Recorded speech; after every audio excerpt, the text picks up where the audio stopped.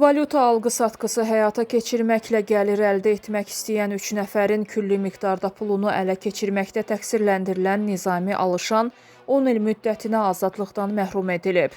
Reporta istinadən xəbər veririk ki, bu barədə hökm Bakı Ağır Cinayətlər Məhkəməsində hakim Aytən Əliyevanın sədrliyi ilə keçirilən prosesdə elan olunub. Qeyd edək ki, cinayət işi üzrə Zeynal Mütəllimoğlu Usubov, Babək Məhəmmədoğlu Məmmədzadə və Yadigar Şibioğlu İsrafilov zərər çəkən kimi tanınıblar.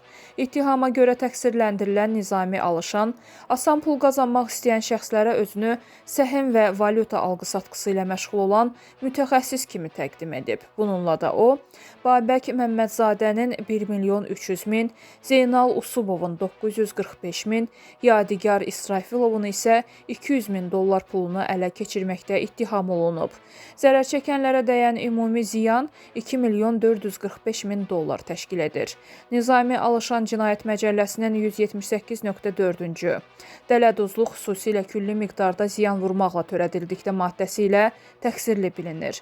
O, Amerikada yaşayan müğənni Elaris Məmmədoğlunun kürəkəni, Azərbaycan televiziyasının keçmiş sədri Arif Alışanovun isə qardaşı oğludur.